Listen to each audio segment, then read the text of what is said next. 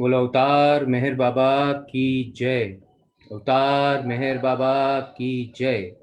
अवतार मेहर बाबा की जय। It's 5:30, ladies and gentlemen. Welcome to Babaful Sunday's program. Today is the last day of the various programs that we have done on beloved Baba's new life.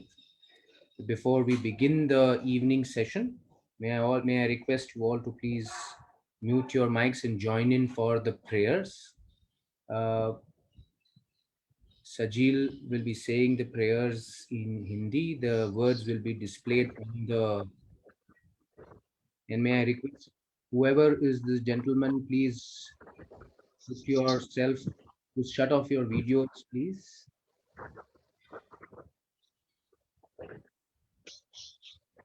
Sajil, over to you for the prayers. Jai Baba, can I be heard, Mehmood? Yes, very much. Okay. Beloved Avatar, Meher Baba ki Jai. O Parvardigar, the preserver and protector of all, you are without beginning and without end, non-dual, beyond comparison, and none can measure you. You are without color, without expression, without form, and without attributes.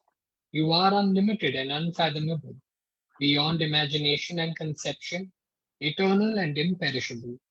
You are indivisible, and none can see you but with eyes divine. You always were, you always are, and you always will be. You are everywhere.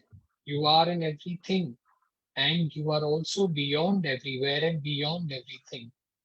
You are in the firmament and in the depths. You are manifest and unmanifest, on all planes and beyond all planes. You are in the three worlds and also beyond the three worlds. You are imperceptible and independent. You are the Creator, the Lord of Lords, the knower of all minds and hearts. You are omnipotent and omnipresent. You are knowledge infinite, power infinite, and bliss infinite. You are the ocean of knowledge, all knowing, infinitely knowing, the knower of the past, the present, and the future. And you are knowledge itself. You are all merciful and eternally benevolent. You are the soul of souls, the one with infinite attributes. You are the trinity of truth, knowledge, and bliss. You are the source of truth, the ocean of love. You are the ancient one, the highest of the high. You are Prabhu and Parmeshwar. You are the beyond God and the beyond God also. You are Param Brahma, Allah, Ilahi, Yazdan, Ahura Mazda, and God the Beloved. You are named Izzat, the only one worthy of worship. We repent, O God, most merciful, for all our sins, for every thought that was false or unjust or unclean, for every word spoken that ought not to have been spoken, for every deed done that ought not to have been done. We repent for every deed and word and thought inspired by selfishness, and for every deed and word and thought inspired by hatred. We repent most especially for every lustful thought and every lustful action, for every lie, for all hypocrisy, for every promise given but not fulfilled, and for all slander and backbiting. Most especially also we repent for every action that has brought ruin to others, for every word and deed that has given others pain, and for every wish that pain should befall others. In your unbounded mercy, we ask you to forgive us, O God, for all these sins committed by us, and to forgive us for our constant failures to think and speak and act according to your will. Beloved God, help us all to love you more and more, and more and more, and still yet more, till we become worthy of union with you, and help us all to hold fast to Baba's Daman till the very end. Beloved Avatar, Meher Baba ki Jai. Beloved Avatar, Meher Baba ki Jai. Beloved Avatar, Meher Baba ki Jai.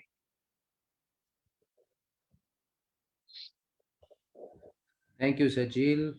May I please request everybody to keep their videos and their mics on mute mode, and please shut the videos. We will be, as I said, for the last 2 to 3 Sundays, we've been looking at our beloved Baba's new life, which started on the 16th of October 1949. Baba's new life was divided into several phases: the training phase, the begging phase, Langoti phase, the gypsy phase, and then finally culminating with the work, the Manonash work that Baba had done, whether it be in Hyderabad and then culminating at the seclusion hill at Merazad. Uh, Today, what we will be doing is we will be seeing a beautiful movie. It's in a movie for about an hour and 5 minutes, 65 minutes movie about Erach and Mani. Erach Jasawala, Avatar Meher Baba's one of his male Mandali members, and Mani, Avatar Meher Baba's sister, and one of his female Mandali members.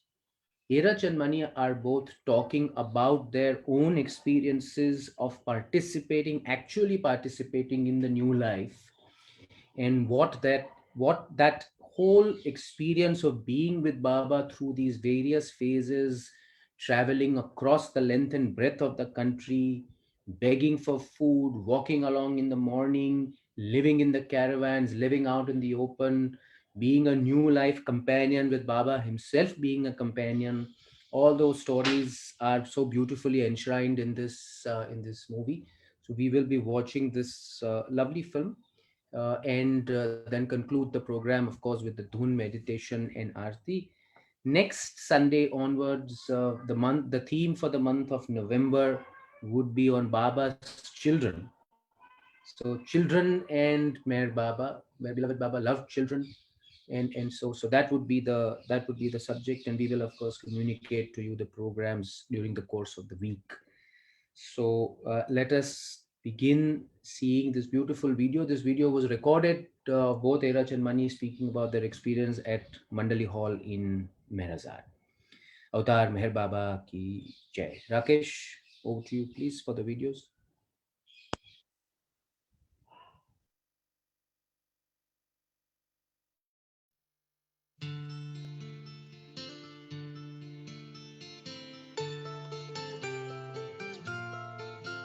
Hear the silent words of Meher Baba. The lives of all God's lovers are in these words. If you really want to live the new life, you must renounce your false life. In this life, we rely only upon God. Our will is strengthened by our oath. In joy, we sing the song of hopelessness, with calamities at our throats. We do not complain over lost hopes, covet honor, or shun disgrace. Backbiting is ended, we fear no one. This is the course our new life takes. Hear the silent words of Meher Baba. The lives of all God's lovers are in these words. If you really want to live the new life, you must renounce your false life. No confusion in the mind now. Goodbye to pride, anger, lust, greed, and all ties. We have no religion and no aims. The Sheikh and the Brahmin are both the same. For us, there is no small or great, neither disciple, master, or godhood exists. Brotherhood is our only link. Together we enjoy our suffering. Hear the silent words of Meher Baba. Lives of all God's lovers.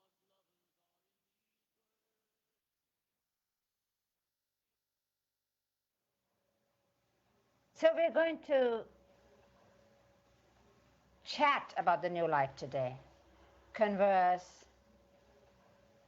call back memories,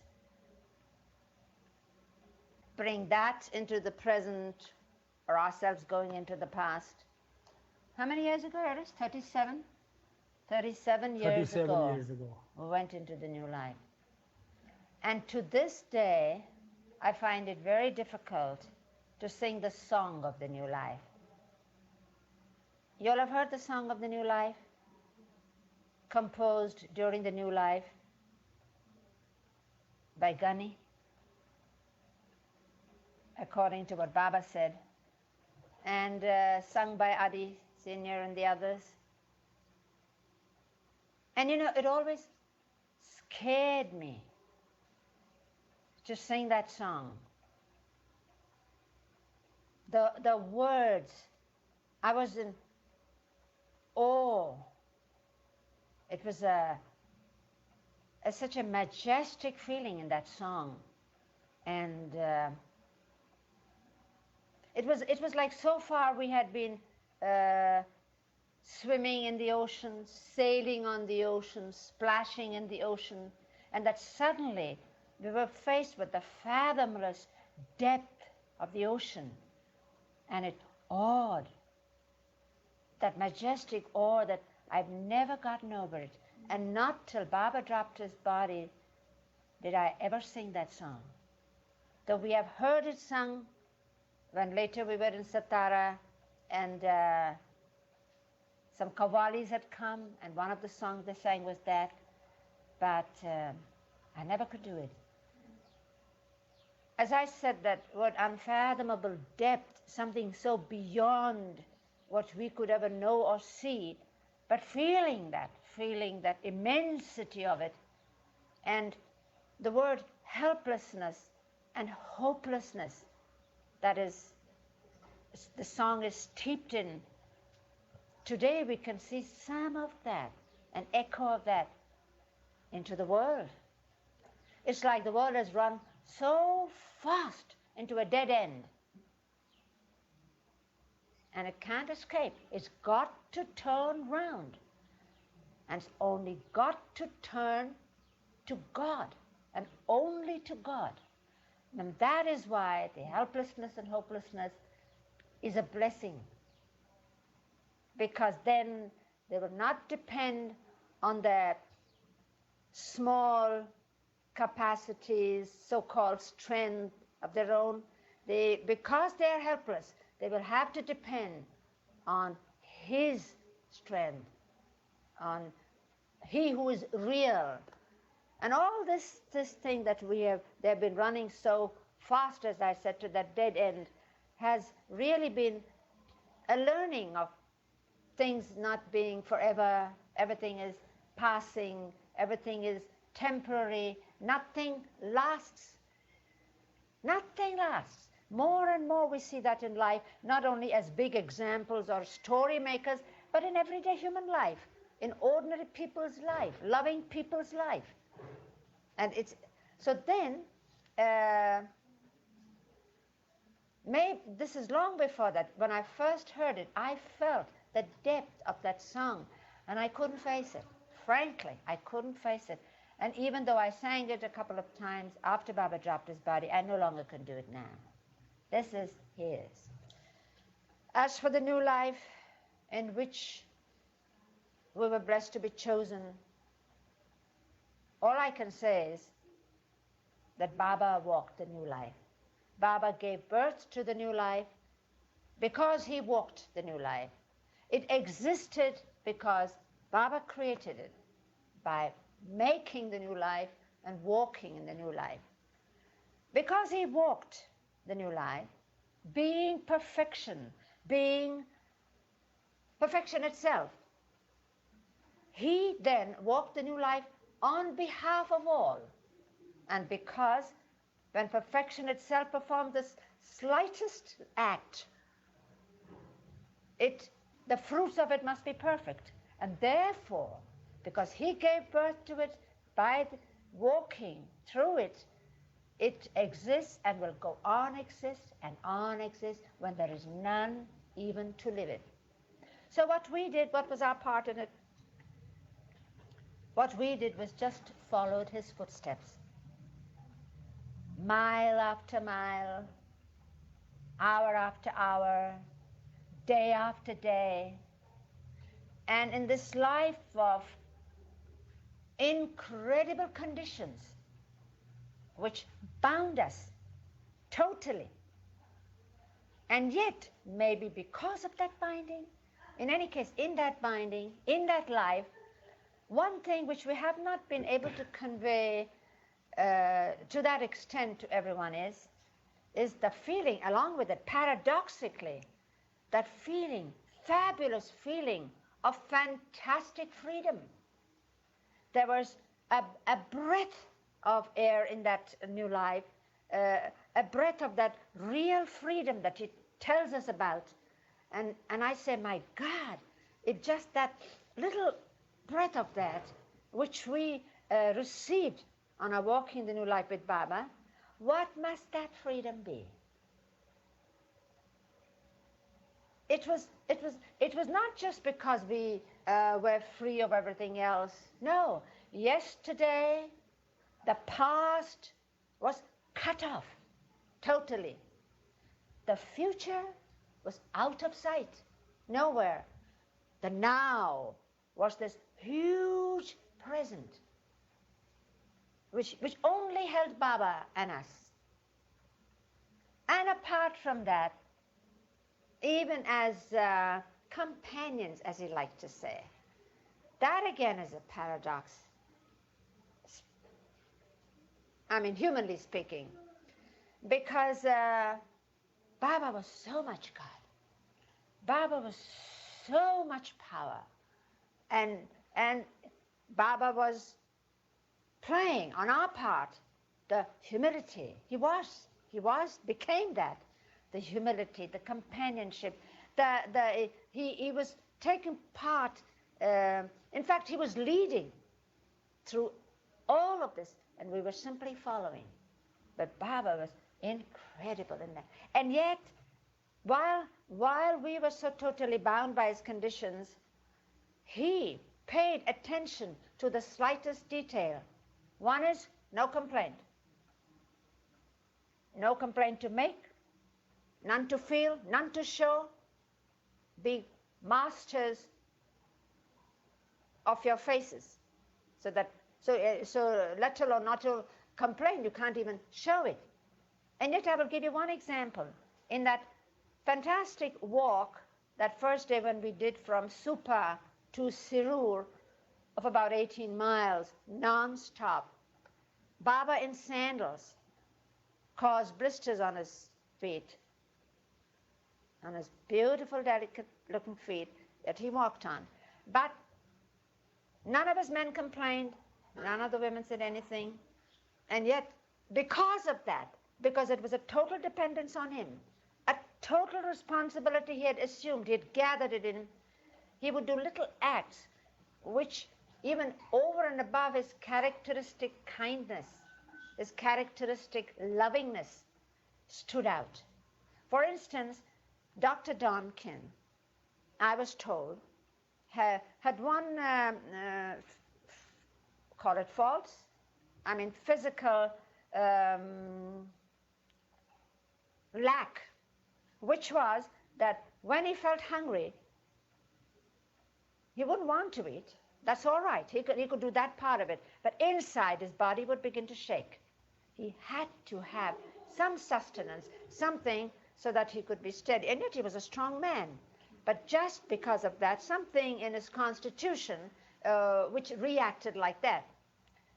Said nothing. There came a time when he was just trembling inside. This is what we heard later. Now, Baba, during the new life, would walk ahead. This is not the first day. This is the latter part of the walking. Baba would walk in the front with Erich. At some distance, because of Erich, at some distance, we four women would walk. Mera, Goher, Meru, and myself. And if Baba had anything to convey or say, he would keep coming back to us and going back to Erich, so that he was walking really more than what ordinarily he would be walking. Now, we women had to, one of the things we had to carry in these brass pots were extra little things like oranges, couple of oranges, some sweets that were procured, whatever Baba gave us, so that while walking on the road, and Baba's easy stride was such a beautiful thing for us women to watch from behind. Some passerby, which to us might have seemed a very ordinary, simple person, Baba would, knowing, recognizing his contact, Baba would quickly stride back to us, get that orange, give me that, and go back and give it to that man, or give it to Erich to give it to that man, or tell Erich, go and put your head on the feet of that man, bow down. It would tantamount to Baba doing it. You understand? So when Don was feeling like that, and not a word was said, Baba comes walking to us, give me that orange.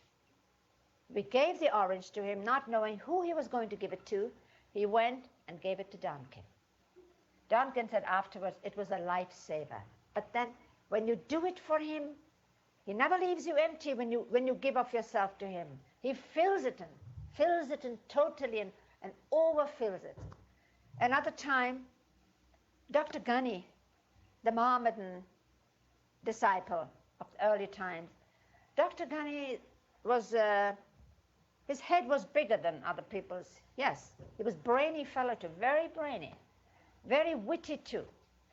He and my brother Jal were the ones who would keep Baba entertained with wit and jokes, and Baba would call them over sometime just to be with him. So Baba's gesture, sign for Dr. Ghani was this. Now, he was brainy, but that's about all. He hated and or could not manage any physical exercises, physical work.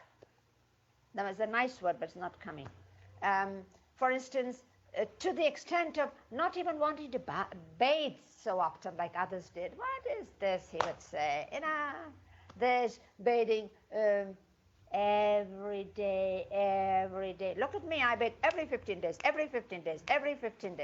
He would do things like that for fun.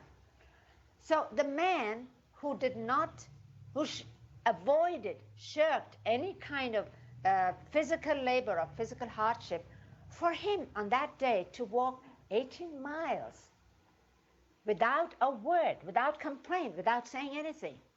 But he was allowed a cane to help him, to support him. He put it in the front, and a few miles, and you know how he was walking? He wasn't putting his cane before him, as is normally done when a person takes the support of a cane to walk. He was putting the cane behind him to push himself forward, to push. Now, he and Baba alone knows it inwardly. I mean, he hasn't said a word. For Ghani not to say something is fantastic. Now, Baba's ahead. Suddenly, Baba turns around, comes straight over to Dr. Ghani, picks up the end of the stick, and walks on, holds it behind his back, and walks on, so that he's pulling Dr. Ghani along. And Ghani had his eyes closed, and he was just towed along the rest of those miles. Who would do that but this beloved? So you see, these experiences of that at the time when he was telling us that he's only our companion, we must not think of him as anything else. We must not call him anything else. At the most, he was the elder brother or the leader of the group. Yet he was so much God. Every little act revealed that in so many ways. And then imagine when I talk of that freedom, there's also the outward feelings from nature's point of view. Just walking with Baba mile after mile in the early hours of the morning, long before dawn, and crossing these fields of beautiful yellow mustard flowers. Then later on, watching the sun just rise and come up, passing a well and a field, and then stopping, going forward and saying, we are thirsty. They're bountifully given the water. Please sit down. We will draw water. Drinking that cool water. And we would usually sit on either milestones or stones that are by the side of the road, for traffic, for pedestrians, all in the country, beautiful country. And we would sit with Baba, not a soul around, except some shepherd there or a peasant in the field working or some. And then, say, as we walk along, and Erich and Baba and Erich are in front, and then this feeling of fullness amidst nothingness, and Baba saying, turning around, coming to us and say, hey, you all want to eat? You all are hungry? Why, were we hungry? It was so cool, very, very cold. It wasn't it wasn't just cold. I mean, cool. It was terribly cold. It was so cold that you couldn't button your jacket or whatever it was that you had on to try and keep yourself warm, because we were not fully equipped with all woolens and things like that. But it was terribly cold. And by our caravan, that half tent sometimes was fixed into the ground by Erich and for Baba to rest at night. And in the morning, at 3 in the morning, 2:30 in the morning, to get up and hit and take off the pegs, the iron pegs. It was so cold you couldn't even hold the hammer. And all the other companions, the men, way in the distance we would see them, because it was always separate, always separate. So our camp was quite separate from theirs and quite at a distance. But we could see their camp, we could see the lantern way there, and by the light of the lantern we'd see them chopping fodder and things for the cattle. First, it was for the cattle, for the animals. Then we had to start by such a time. If by chance they had time, they might get a tin of tea. If not, they'd just start walking like that. And then so by 9 o'clock, Baba would say, hungry? Sure. At least that when we were asked, we could say. So Baba would tell Erich, go into the village, go, and get. So Erich would disappear for a while, and we'd sit in that crisp, cool morning air, and the birds would start singing. We'd look at the trees, we'd look at the landscape and the flowers and sit on. And Erich would come back very quickly. And it would be millet bread, what the villagers get. Like we had jawar, they have, I think, there of corn and some grain. And then they add a little vegetable, very, very hot, just piping hot, a little. And Baba would break bread on the road, make a division, put that in and give to each of us, and then go all the way, give Erich a share to him, come back, sit with a share, and then we'd eat all. And I tell you, maybe it was that bread of freedom, I don't know. But never we've tasted anything so delicious, anything so tasty, anything so filling. And then we would get the story of how it happened. You see, in the village, there are very poor people. The people are very poor. They make do with one meal a day. Sometimes they're lucky to be able to have 2 meals for the children. But they certainly have not enough to leave for the next day. They haven't a larder as we have. They have no hopes or wish to hoard. So they make, they earn, they go, they get what has to be done, what from the field and what from the bazaar, and they cook and they eat fresh, hot. Even that is wonderful though. So when Erich goes to a door and says, Prem se bhiksha dijiye. Give bhiksha with love. Bhiksha is alms, but only of food, never of money.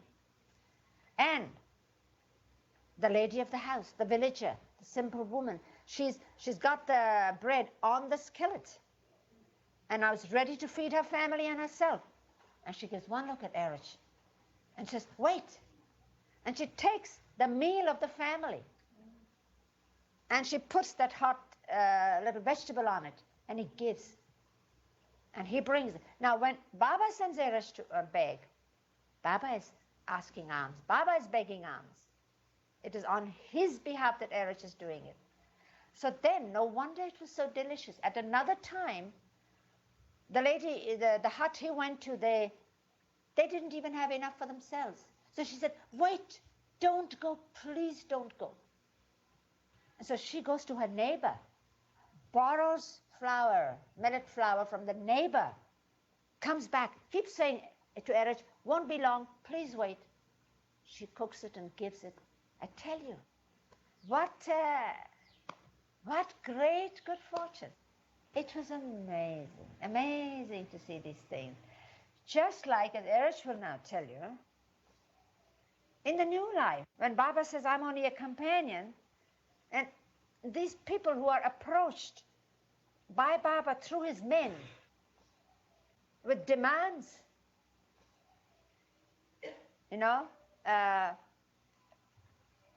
are you ready to supply the party with food for so many days? Will you give animals? Will you give a horse? Will you give a camel? Will you? I'm saying it roughly. He will give in detail, but I can see from an objective point of view, all these things are agreed to, and they say yes, yes, without being revealed that he's Meher Baba or who he is. It was fantastic. Again and again we went. So before I tell about that Sediris, could you tell them how these things would happen? Say, Baba, we got to a certain place. Baba wanted to be there. Now you had to find a place. You had to find the people who would supply us food, who would supply us this, who will. You cannot do this. You must do that. And well, Mani has just now given you a picture of the scenario of the new life, the way that we pass from day to day. And there are quite a few people other than the 4 women that Mani is talking about and 2 of us, that is Baba and myself. yes. There is a whole caravan behind with all the cattle, the cows and the donkeys and the horses and the camel and all that. You all might wonder as to how they came into being with the other rest of the companions that were there.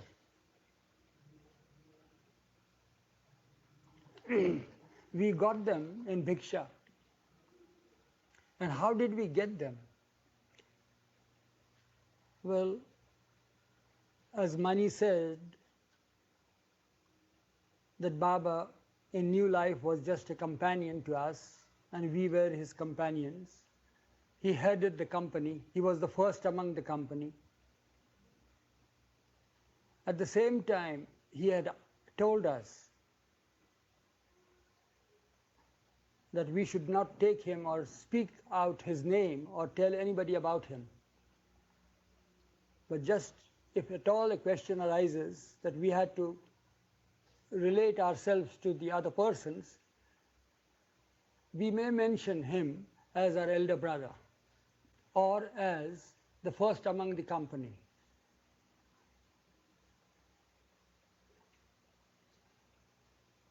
So one day while we were at Banaras, we have reached Banaras. Prior to reaching Banaras, which is now known as Varanasi, which is a great sacred place of pilgrimage and all that. So Baba had sent in advance Adi, and there was another companion by name Baba Das ahead to find a place, because Baba wanted that this whole company of New Life companions should tarry there for quite a few days. It's not from day to day changing because we are heading towards a big city. So Baba wanted to be in that city there. So he had sent them ahead with this instruction that try to find out, ask somebody for a place where we can reside. It should not be too far away from the city, not too close from the city. Just go and tell them to give it, allow the party to stay there. They didn't know where to approach and where to go. And Baba said, you'll know, you just ask somebody and just find out. So they did go. And it came to pass that after a lot of hesitation, are these on the verge of speaking out the word to some man, stray person on the roadside, but then he hesitates. Baba Das was there, he wanted to speak out, but he hesitates, and so forth and so on. It so happened that they couldn't spot a person where they could speak out because they didn't know what to say. How can a person just go, a stranger, and go and ask a person whether you allow us to stay at your place or any place there? And how many were And how many were there? There were, how many 24? companions were there? 20? 24 or were with there? Baba? Yeah, with Baba. So what had happened at that time, they were passing by a sort of a mansion, a building there. And there they saw that it's a hospital, eye hospital.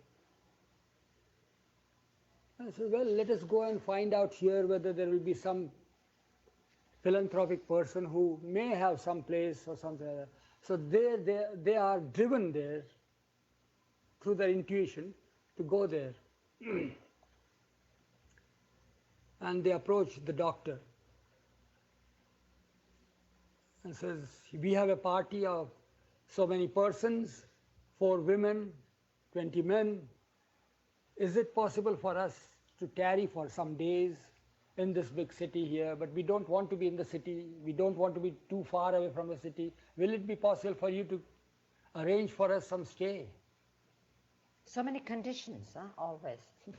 But one condition is there, that please don't ask us to take you to the head of our company. So the man says, well, how long will you be staying? He says, well, say that it's for a month. But mind you, we have no money. We are just going out on a pilgrimage. That's what Baba had told us in the beginning. If anybody were to ask you, where are you all going? On a pilgrimage. Don't say that you are in new life or this life or that life, nothing of that sort. So he says, oh, where are you all heading to? Well, from here we'll go to Haridwar, Rishikesh, Himalayas and this and that. Oh. So, all right. When are you all expected to come? So very soon the party will be arriving. And this stage where Baba was to go was, he had expressed his wish because Kaka had a heart attack. And therefore he said that let's go in train, that particular distance that was there, left for Banaras. So we had arranged for a train tickets and all that. That's a different story. So they will be arriving by such a train, and naturally we want it now.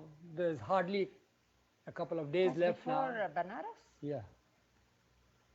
So, okay, we have a place. Where is it? Can we see it? So, yeah. So he sends his man, and they have fixed a place just like that. And naturally Adi and Baba Das were at the railway station. And one of the conditions was that they should not, those who offer us anything in Bhiksha, they should not even attempt to try to see the party or who heads the party or anything of that. They shouldn't be curious about it at all. That is one of the conditions of offering anything. So we arrive at Banaras station. This is my memory that goes back to that particular early morning. We are all down from the train. And Baba is there till all others get down from the compartment carriage. And we are on the platform. And Baba is just standing there looking. So there was an overhead bridge. So Baba calls me and says, "Who are those two people there who are staring at us?" There were so many other people there. It's a big junction station. So go and find out. So I go there. When I go there, naturally I have to start a conversation. So I greet them, good morning and all that in our vernacular language. And I asked them whether they were expecting somebody, that they were trying to look for somebody there. There's a look of expectancy on your face.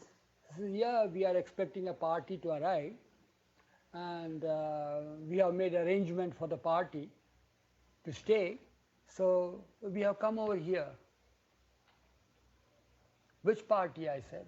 Any special party is coming? So, yeah, they are heading for a pilgrimage and all that. That's what we heard, and so we have come here. Just to see them from a distance, because we are told that we should not approach them. I went and reported this to Baba. So Baba turns to Adi and Baba Das, who were there to receive Baba and the company. Says, "What is this? Did you not expressly tell them that they shouldn't venture to see us or to be curious about us? Why have they come here?" Says, "Who have come?" Is there the two couple there? The couple are there, man and a woman. But they don't know us. We have not told them anything about it, except that at this train, by this train you are arriving. So see what here it says. Says, yeah, they are the ones. Baba orders me, go and tell them that we are returning by the next train. We don't want your accommodation there. Why did you venture to see us? Well, it was a hard thing for me, because they were very generous in offering, first of all. So I go there and I tell them, a bit harshly, says, well, the leader of our party, the one who heads the party, seems to be rather displeased because of your having taken the trouble to come over here, and he didn't want such a thing to happen. And therefore, the whole party will not be taking advantage of the accommodation that you have arranged, and maybe they will return to their place where they want to go. He says, no, but we have not come to disturb you all. We haven't come in your way. We don't want that. That's the reason why we are keeping ourselves aloof. All that we have done is that we had to come in car because we have heard that there are 4 women, and the place that we have arranged for their stay is a little bit far away. So maybe that they would need a vehicle, so we have brought a car over here, and that's the reason why we are here, so that the car be at their disposal. Now, who will have the heart with such generosity to give them a rebuff and all things? So I said, all right, I will inform this to my companion. So I go back and tell Baba this, that they have not come to disturb us. They know the condition. They have not come to disturb us. All that they have come for is to just keep the car at our disposal. They have come from their own place, and the car is there, and that's how they have gotten down. Baba seemed to be pleased. Inwardly, I felt it. So he turns to Kaka, who was holding the purse. Nobody had any money on themselves, but that purse was there, having little money left. It was taken from the old life, specially for animals, for fodder, for emergency fodder, for the animals that are to come now. So he says, give Erach 1 rupee, give this rupee to that person who has sent the car, say that we will accept the lift only in exchange of this. So I took that rupee and I offered him. And that fellow smiled, the couple smiled, says the car is at the disposal and it's all right. So then, of course, we went, and the Baba and the women went in car and all that. Some days are passing by, and what had happened was that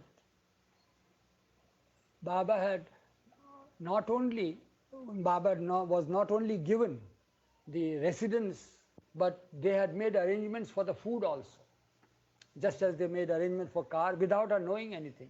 Not arrangement, they cooked. They cooked. They They sent. cooked. Yeah, but we did not know. We thought that they had arranged for cooks there in the kitchen that was there, a sort of an outhouse far away from us without disturbing us. So they were cooking, but they were the owners themselves. Their wives and children were there, and they were doing it, and we didn't know. So sometimes when the food would be coming, Baba would say, "Well, the food is not properly cooked.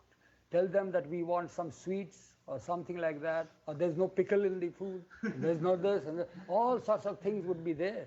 And it was very embarrassing for me to go and tell those people in the kitchen, this is, why is it like that? Why is the food not on time? Why is it Not and so enough forth. salt. Not enough salt. Then, after a couple of days more, well, we'd like to have pickle, we'd like to have papad, we'd like to have this, we'd like to have this, and so forth. It went on.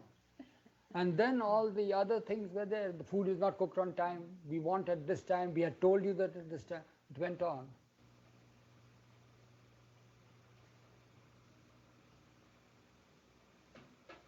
Then we realized what had happened was, how did we realize that Baba said that the one, now we have been eating food here, the one who has offered us food, we should go to their house and beg for food. So first day I went out with Baba to the place, to that same hospital there, where they used to live also. So we went there to the house for begging, Baba and myself. And we begged for food, and they, of course, were very happy. That was the first time they saw Baba, the head of the companions. They offered it. While offering, what had happened was that some piece that they had offered of something that was there, some solid thing, it fell down. So Baba bent down and picked it up and put it in his bowl, begging bowl. There was one person who was standing and watching this. And later on we came to know that not only surprised them, but that revealed something to them. And what is mentioned in the Hindu scriptures is that a time will come when somebody will come to beg at your place. And if anything were to fall down while you're offering in bhiksha, and that person, if he bends down and picks it up and puts it in his bowl, know that he is the one that comes to your place. So that fellow, when he saw this, says, who could he be? And we did not know this family or anything of that sort. But what had happened was that in that family was one other doctor, eye specialist, whose father had been a lover of Meher Baba. And they noticed that he was not speaking. And the doctor had no connection with Baba or anything of the sort, but the father had told him of Meher Baba, who was keeping silence and all that. But he did not know whether he is Meher Baba or not. So what he did was, the one who was noticing this, what he did was, he came forward and requested Baba and myself, of course, that will you please come again, because we would like to offer bhiksha once again the next day. So please do come to our place. So Baba condescended and says, yeah. Without speaking, I spoke out. And we did not know what they intended to do. The next day again, Baba took Adi that day, next day. So Baba and Adi are going to that place. And when they went there for bhiksha, they had on the sly arranged for a photographer to take a picture of the person. You may have noticed that picture with Baba and entering the gate, and there is Adi and Baba by the side with a begging bowl. And they sent that picture to the father, and the father said, yeah, he's the one. That's how they came to know. When they came to know this, then what happened was that they sent their family to cook food instead of the servants that they had kept over there. When their family started coming, then Baba started finding fault with the cooking. We want pickles and this and that and all that. And so we did not know the family had come over here to cook and all that, but we started demanding things, and they offered us. Sweets were not there because Nilkant liked sweets, and Baba says, well, how is the new life? See, the feast is there now, and sweets are being given, and so forth and so on. But then it didn't stop over there. I don't know how fortunate this man must have been. So what happens now is that Baba sends me to this Dr. Nath. His name was Dr. Nath, who was the one who owned the hospital and was running. He was an eye specialist. And he tells me to go to him. Baba had been to his place for Bhiksha twice. So says, go to him and tell him that there is a very important message to be given to him. And he shouldn't listen to the message that is being sent to him while he is preoccupied. He must be totally feeling relaxed and all that. So I go to his place, and when I go there, naturally I send word, I want to see Dr. Nath, and say, the man informed that those people who had come for Bhiksha, one of them has come again. So Dr. Nath comes, and I see him in gloves and all that, and he comes out, and I said, Doctor, my elder brother has sent me with a message for you. He says, all right, come. I said, but he has told me to tell you that you should not remain preoccupied, you should listen in a relaxed mood. Oh, then will you please excuse me, because my patient is lying on the operation table there. I'll finish off the operation and then I'll be able to do it, if that be the wish. So I said, yes, you please don't disturb your operation, you go there. So he goes there back. I go back to Baba, which at a short distance it was. And I told him this. Baba says, see how he is obeying. He knows what he is doing. And Baba was very pleased with that. Baba sent me again. And when I went again, he of course took me to his parlor over there, and we sat there. And I told him, and what was it? Baba had given this message for him to listen to it with a relaxed mood. So he's relaxed now and says, yes, tell me. Baba says, is it possible for you to give in Bhiksha one camel, which should be a docile animal, a camel, and along with a camel cart, is it possible for you to give in Bhiksha? So, but it will take some time. So, yeah, take your time, but not too late. And then Baba said, means I'm saying, my brother has said that in addition to that, he wants a cow. Says, yeah, that can be arranged easily. And then in addition to that, he wants 2 she-asses, 2 donkeys. Donkeys? He says, your elder brother wants 2 donkeys on a pilgrimage, because it is unheard of. To have donkeys on a pilgrimage is inauspicious amongst the Hindus. I said, yeah, he has said that. So is it possible for you to give that? Yeah, that we can do. I said, another thing that you have to offer is, he wants a white horse without any blemish. Everything should be without any spot or anything of the sort. He says, that will take some time to find such a horse. But is it possible for you to offer? He is not asking you to offer now. He is just asking the possibility for you to offer in Bhiksha. Possibility of all these things. So he says, yes, I am prepared to offer that. And a cow also. Cow, that I told about the cow. And then I said, how long will you take it? He says, well, I don't know. The horse will take a long time for us to find a horse without any blemish. I went and reported to Baba. Baba was very pleased and says, tell him that I am happy and pleased with it. But he should see that it is offered within a week, but on one condition. Now, he has accepted to offer. Now, this offering to be accepted is on one condition. And so, again I go to him. He is in a relaxed mood. I went in the same evening I went and said, he has accepted it. He is very happy and pleased with you. And he will accept it only on one condition. Yes, what is the condition?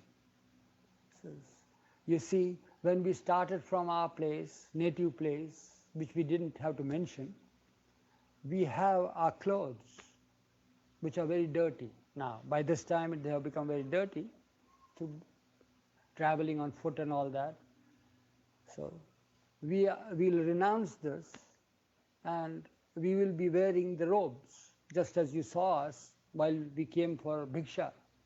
So those dirty clothes are still with us. So in return, in exchange for all that you are giving, he wants you to have that, the dirty clothes. It was very embarrassing for me to say such things, but then I had to say it. So he just looked at me. He was really surprised, you see, of this offer. He couldn't believe it. So what had happened is, he looked at me and looked at me very seriously. And he said, among the dirty clothes, will there be the clothes of your elder brother? So I said, that I don't know, I can't say that. He says, will you please do one thing? Go and take this message from me, that he'll be very pleased to take the dirty clothes in exchange, but he is inquiring whether there will be your own clothes, dirty clothes. So when I went back again to Baba with this message, so Baba says, he just raised his eyebrows and says, Very clever. very clever. So tell him that yes, there will be, but we won't have it separate, it will be all jumbled up. It is for him to find out. So that's what happened. So on the appointed day, what had happened was, I still remember, I got a push cart, those hand carts, that trolley-like thing. He had said that all these animals and camel cart, everything is ready. So then Baba collected all the clothes, you see, all our clothes, and made it into a huge bundle like that. I put it on that trolley and pushed it and took it to his hospital there. And in return, I got all that and gave him the dirty clothes. Such was what you may call is helplessness and hopelessness and total freedom, whatever you call it. One other instance I want. You see, there were many instances of which Erich has so beautifully given you a sample of, as to how in the new life, Baba's love was so powerful, his majesty was unquestioned. You just asked a person, all right, will you get out of your house? Will you let your house to us without knowing who you are, why you are here, how many days, and conditions? Will you give us food, but only this kind? Will you do this? Will you do that? Always the answer was yes. Now, we witnessed one such thing, we women who never took part in the arrangement of things, because Baba did that through his New Life men, or his men monthly, as usually he would also do at other times. So what we witnessed was that once again, all we heard was once again, so and so, such that there is a couple, a middle-aged couple who are seeing to our comfort, who's sending us the food and doing all this. But the food would be restricted because Baba would push back, no more, this much, and not to spoil us. So we were at Najibabad. We had walked for endless miles, it seemed. But the funny part was we'd come to the end of through the town to the end where we were supposed to camp, and I don't know what happened, and Baba didn't like it or whatever. We had to turn back and go right through the town again and go to the spot where Baba wanted himself and us all to camp for the night. And it was to be more than for a night. It was to be for a few days. And it was a sort of a park because it was fenced in, but it was a mango grove, beautiful mango trees under which we parked the caravan, and sometimes we see some children moving in there. A whole place was just mango trees. It was just so lovely. And so we were getting a food, Baba told us, from a family. It should be just so, and just this much, and just at this time. And again, no seeing the head companion, not even asking to see, not seeing, not coming, simply saying, is it acceptable? Do you? Yes. They always said yes. Will you do this, this, this, this? Yes, yes, very lovingly. And yet inside they were longing. They were just longing to see Baba. Just a glimpse. Somehow they knew. They knew inside of them. So where we were, the grove, the mango grove park had this iron gate. Now this couple had come one day and simply, they would hand over the food. They wouldn't come in and they wouldn't ask. But they just, even that closeness, that little distance made them feel happy that they're that much closer to where they want to be. So they'd stand at the gate, give the food, go away. One day they stood there with an enormous kettle of aluminum and silently stood. They daren't even call out, daren't say, please give our message, nothing. They were so afraid they might be displeasing him in some way, or something might go wrong with this very delicate and beautiful thing that they were experiencing. So at last Baba said, what's happening there? He sent someone. He said, Baba, the people are afraid to suggest, but they brought a whole kettle of sugarcane juice for you and your people, your men and women. And Baba scowled, looked, oh, all right, but they're not to do that again. And then the kettle of sugarcane juice came in. It was so lovely. And of course, Baba poured it with his own hand and all had it. Then I don't know exactly who was approached, what happened. This much I know, that somehow they had expressed their intense and deep longing, just one glimpse of him before he leaves this place and goes away. And Baba had agreed, said, all right, we are leaving tomorrow morning. This was the evening before. Tell them I am leaving with my men, with my companions. I'm leaving tomorrow morning up toward the pilgrimage up north. And they can simply stand there, not talk, not bow, not join hands, simply stand, and they can see me only. And they agreed. They agreed ecstatically. So now I forgot all about that, but the next morning as we were leaving, it was the dawn was just beginning to come up. And Baba, and as we passed by, something made me turn my head. And I turned, and I saw a couple of a middle-aged couple standing there, helpless because they couldn't even bow down to the one they adored. They just stood there, and Baba wasn't even looking at them. Baba going by, they simply following him with their eyes. And as I turned, I saw tears were streaming down their cheeks, silent tears. But they had what they wanted, a glimpse of their beloved. I'll never forget that. It has touched me so deep and made me realize, look at us. We see him all the time. We have him all the time. And yet how precious he is to those who are so thirsty for just a glimpse. Whenever we would camp, the people of that village knew. You know, in India, in every part of India, there is a phone system that needs no wires, that needs no instruments, that just happens. We call it telepathy, radar, what, curiosity, whatever it is. News of our coming and stopping at that place would reach that village, the nearest village, before we would get there. So as soon as we got there, this was a strange procession of strange people with carts and camels and people and women separate. So they would come and gather there. But there again, they also, like the Indian custom, the men would be separate. They would go to the men's side, the women would come to the women's side.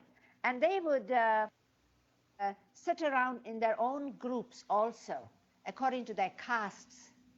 Not religion, but castes. The lower caste and the higher caste, the untouchables and the touchables. So among the untouchables, there were some marvelous characters. And there was this old lady once. And they would all just, be so drawn to Baba. They didn't want to leave.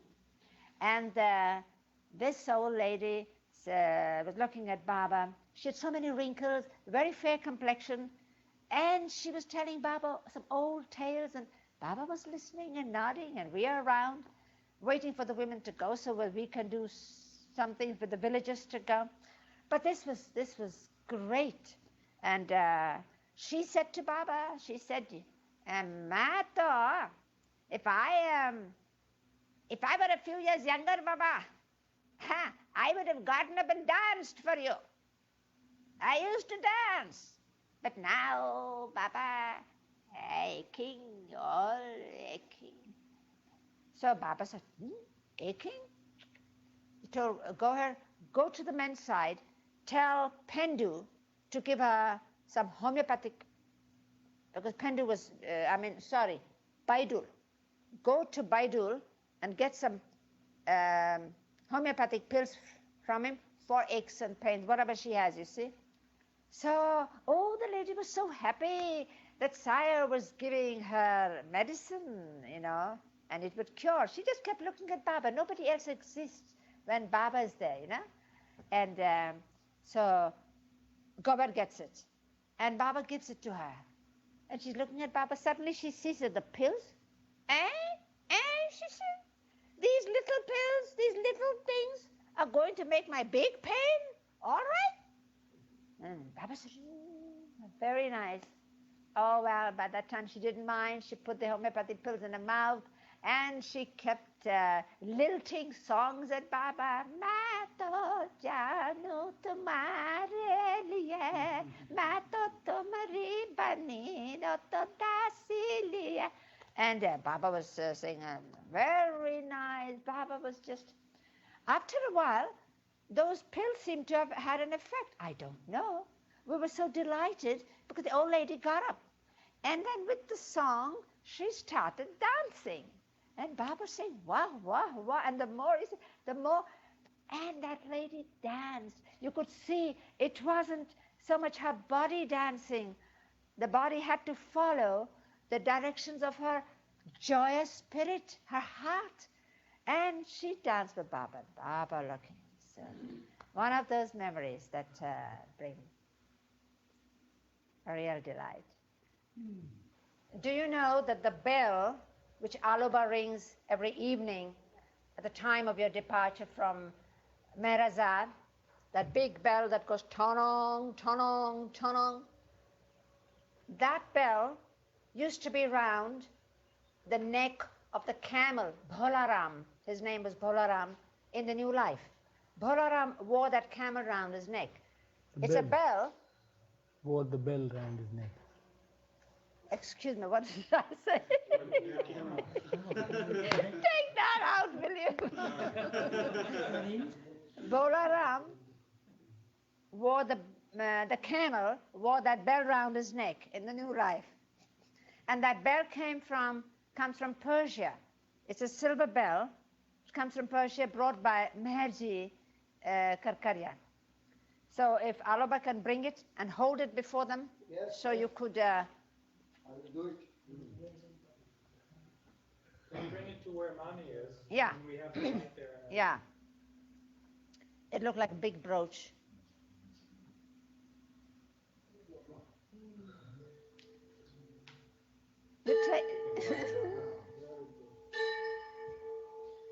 આ કટકો કરી નાખો, કટકો કરી નાખો, કટકો કરી નાખો. હું પકડસ. See, yeah, take Alaba. I like that. Yeah, okay. Yeah. Yeah. I'm patron. Ah. Bas, ni I jawab je, I'm patron. Yeah. Jai Baba.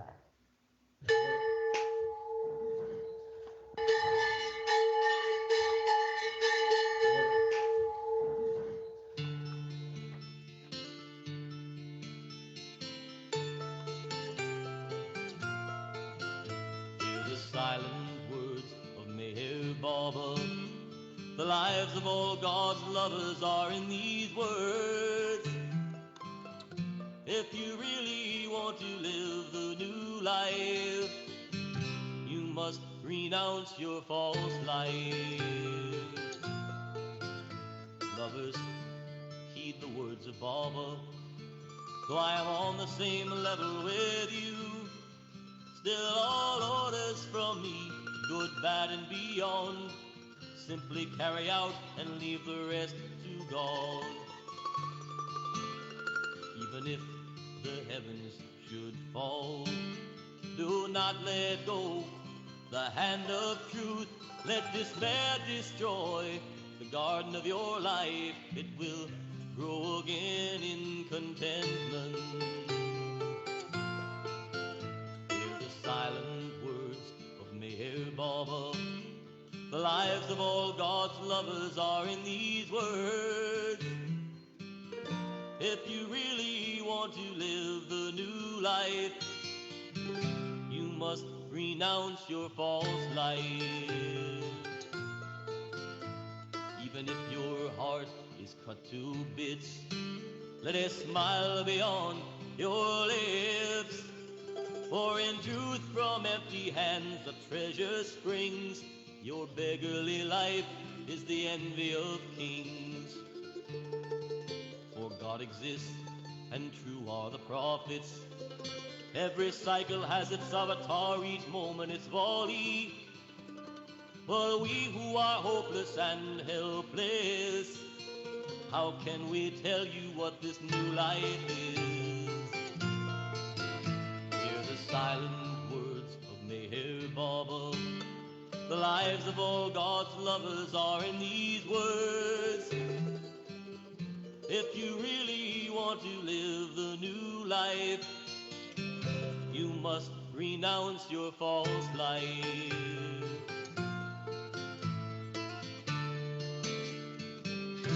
You must renounce your false life.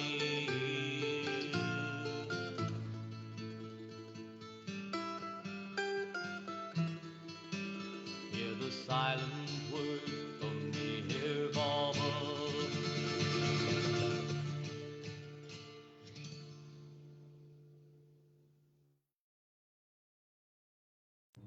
अवतार मेहर बाबा की जय. Thank you. Beautiful, beautiful movie, and what lovely memories, and what a lovely way of expressing. But the thing that struck me the most in this, what Mani Auntie and Neeraj Uncle were saying, is that a life of hopelessness and helplessness, which are words also mentioned in the New Life song, Bebasi or Bekasi. These two words are not to be feared, because when your life is helpless and hopeless, your dependence on the Lord increases, and when your dependence on Him increases, you surrender. Your surrender to Him increases, your resignation to His will increases, and you find great joy in surrendering to Him. And when you find great joy, and of course it happens by His grace, He dare not, care not. Baba dare not, care not. So, what a beautiful sentence and a line mentioned by Mani Auntie, that Baba himself, being perfection personified, lived the new life. And it will, and as Baba has said, this life will go on even if there is no one. It will be eternal. It will go on even if there is no one to live this life. And in a sense, this is my own, of course,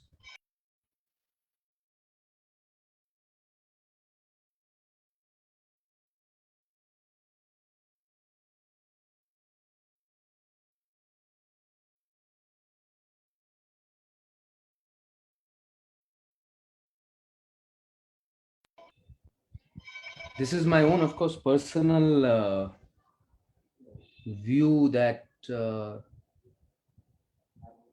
Baba's Mandali and the closer ones also, in more ways than one,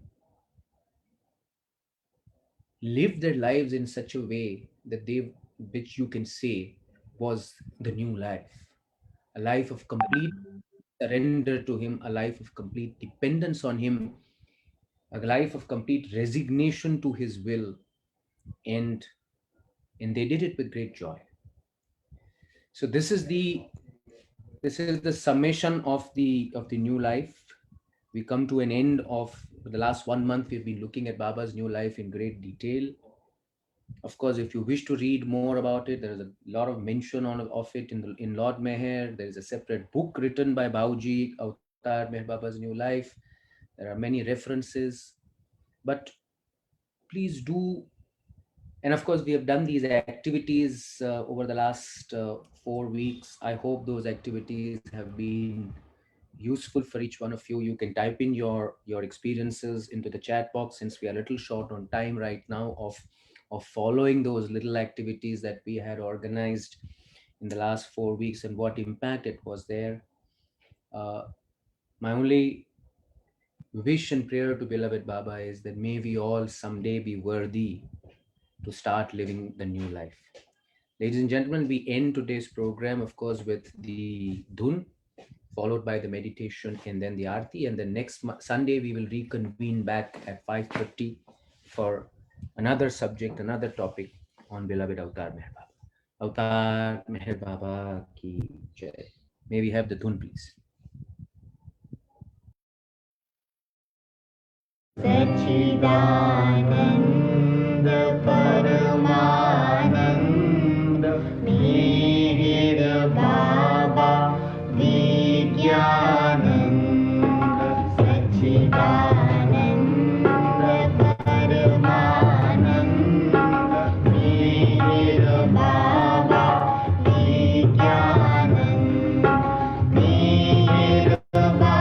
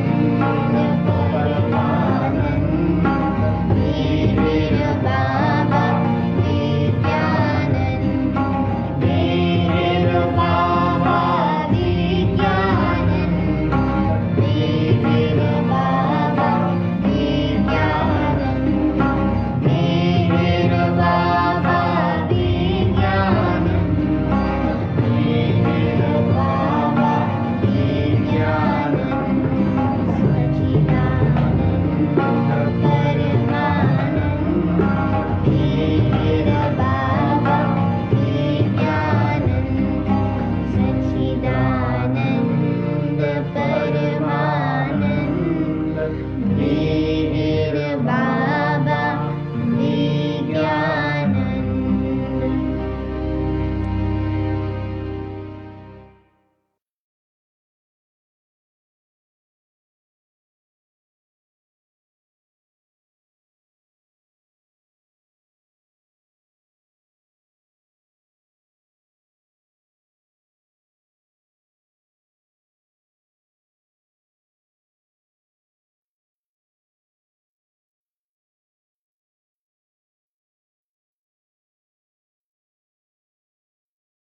Avatar Meher Baba Ki Jai.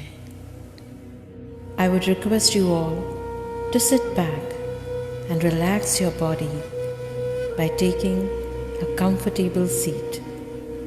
Ensure that the posture should not involve any physical tension or pain, because it would then draw your attention to the body itself.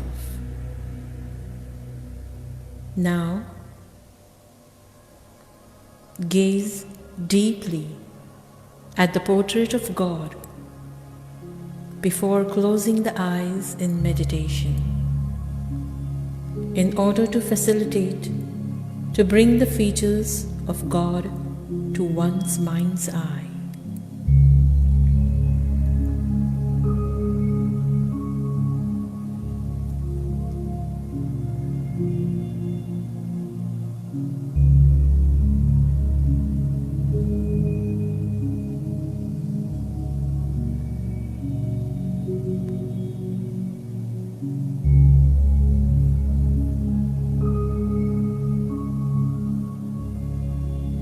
Bring your gaze on the image of your beloved, Meher Baba.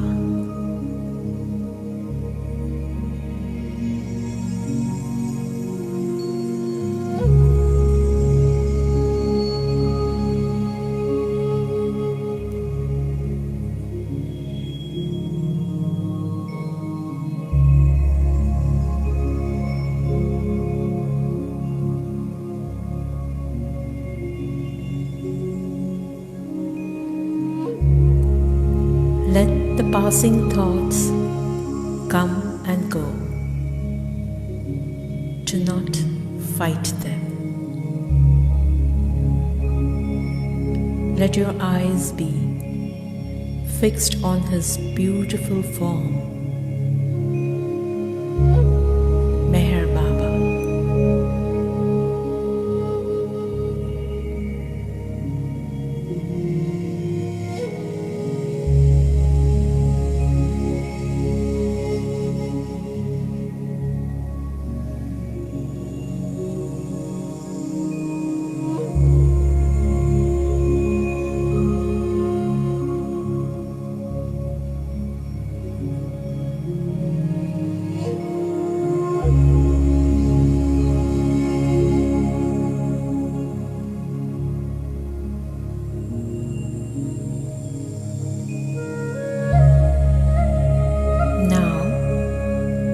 Slowly close your eyes and continue to hold the image of your beloved Meher Baba in your mind.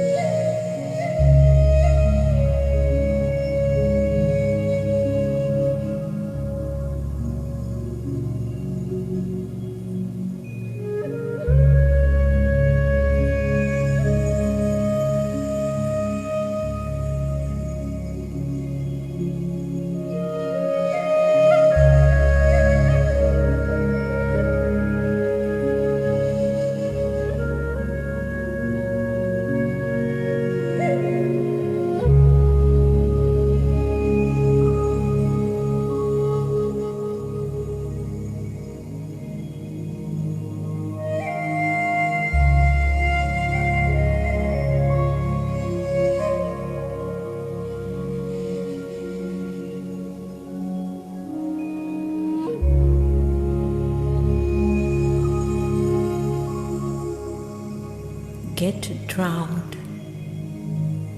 in the divine beauty of your beloved Meher Baba.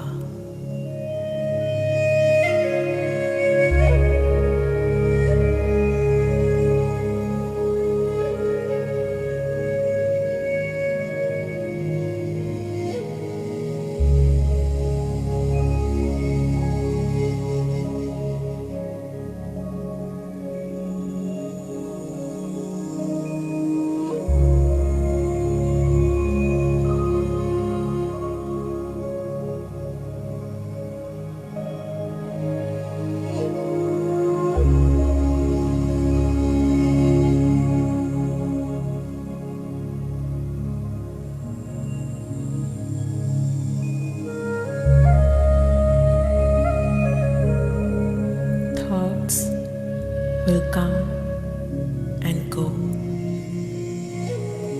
Gently bring your attention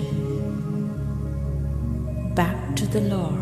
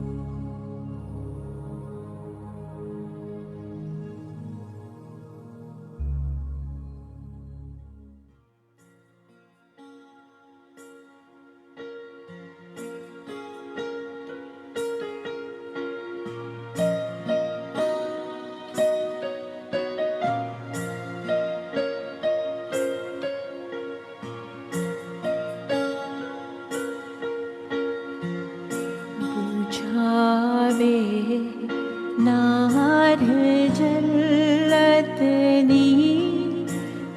कर कुदरत ने फरमा तू छलागी आश भक्तों ने के बख्शे नूरे मातू अया मुर्शद मेहर बाबा चरण पर तुझ न धरिए सर खुदाना जात थी वाके फतह बैठो मेहर बातू तुझे मालिक हकीकत नो तू आशे बीने आरिफी तुझे दरी या है वहदत मारिफत नो होई तू फातू हमोरे रब ने साले बख्श दे ज्ञान इज़्ज़तनु कि तू पर मात्मा ज्ञानी छने मो तारे रिफ़ातू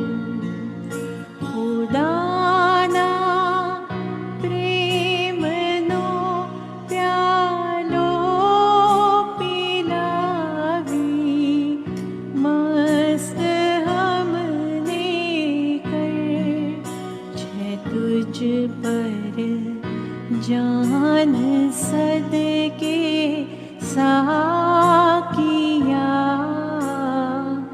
पी दे पैमा तू हमारी नाव भर दरिए तरावे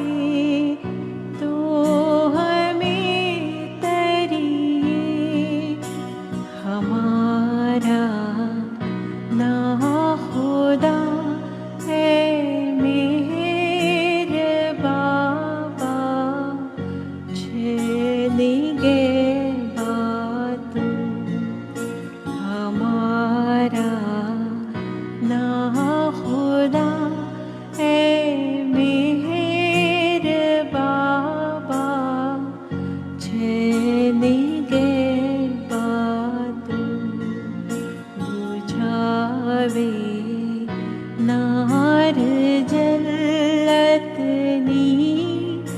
एकर कूद रत्ने फरमातु छलागी आश भक्तों ने के बख्शे नूरे मातु।